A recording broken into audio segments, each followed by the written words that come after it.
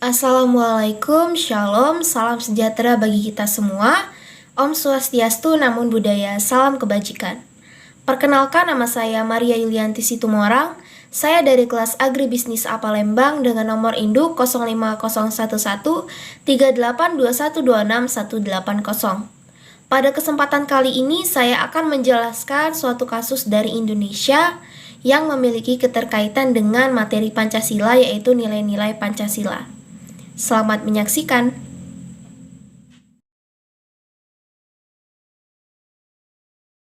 Kasus pembunuhan berantai kerap terulang.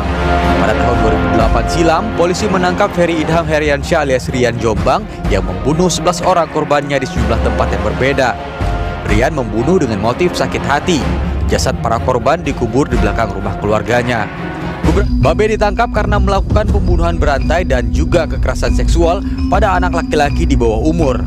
Kepada polisi, Baikuni mengaku telah membunuh 14 orang anak laki-laki. Dia juga akhirnya dijatuhi hukuman mati.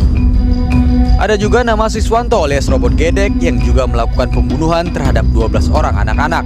Selain membunuh, jasad para korban juga dimutilasi. Robot Gedek atau Siswanto juga diganjar hukuman mati. Kasus ini adalah tentang pembunuhan. Pembunuhan merupakan suatu kejahatan yang sangat tidak manusiawi karena sudah melanggar HAM atau hak asasi manusia.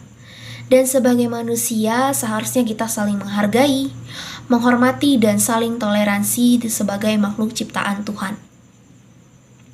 Saya memiliki satu contoh kasus, yaitu seorang petani membunuh istrinya yang menuntut hidup mewah. Dilansir dari kompas.com. Seorang pria berinisial DR berasal dari Kebumen, Jawa Tengah, berkali-kali menyapu air mata saat mengenang mendiang Eni Hermawati, istri tercintanya yang tewas di tangannya sendiri. Kronologi bermula saat tersangka memasuki rumah sepulang dari kegiatan ronda malam. Lalu, tersangka merasa tersinggung karena istrinya, yaitu korban, berkali-kali meludah ke arah tembok. Setelah itu, tersangka memasuki gudang dan mengambil sebilah sabit yang biasa digunakan untuk merumput. Tersangka menghampiri istrinya yang masih tiduran dan menyambitkannya ke tubuh sang istri. Mengetahui korban sudah tidak bergerak, tersangka berusaha mengakhiri hidupnya pula dengan menenggak obat serangga. Namun, upayanya untuk bunuh diri gagal setelah tim dokter RSUD Prembun berhasil mengatasi keracunannya. Tersangka menganggap korban tidak menghargai pekerjaan dan penghasilannya sebagai seorang petani. Bahkan saat malam kejadian keduanya memang terlibat percekcokan hebat. Baiklah, kaitan kasus tersebut dalam nilai-nilai yang terkandung dalam Pancasila, yaitu ditinjau dari sila pertama, yaitu ketuhanan yang Maha Esa. Kasus ini termasuk melanggar sila pertama, di mana ia membunuh yang sesamanya dengan mengambil nyawa seseorang dengan sengaja. Pembunuhan telah melanggar nilai-nilai agama. Agama manapun itu tidak memperbolehkan umatnya melakukan pembunuhan. Manusia diciptakan Tuhan untuk saling menjaga, mengasihi, dan saling menyayangi satu sama lain. Selanjutnya ditinjau dari sila kedua, kemanusiaan yang adil dan beradab. Kasus ini juga termasuk pelanggaran sila kedua. Dari sila kedua ini menjelaskan bahwa kita sebagai manusia seharusnya saling mengasihi sesama dan memperlakukan manusia sewajarnya. Dalam kasus ini sungguh tidak mencerminkan sebagai rakyat Indonesia yang menjunjung tinggi Pancasila sebagai pedoman bangsa Indonesia ini.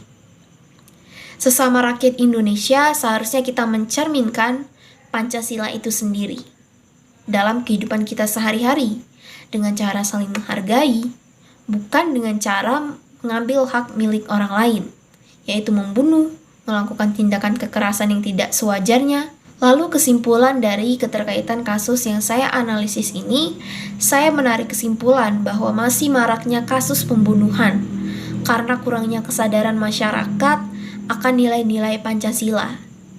Jika warga Indonesia masih memiliki kesadaran yang tinggi akan nilai-nilai dalam Pancasila ini, tentunya tidak akan terjadi kasus-kasus yang serupa.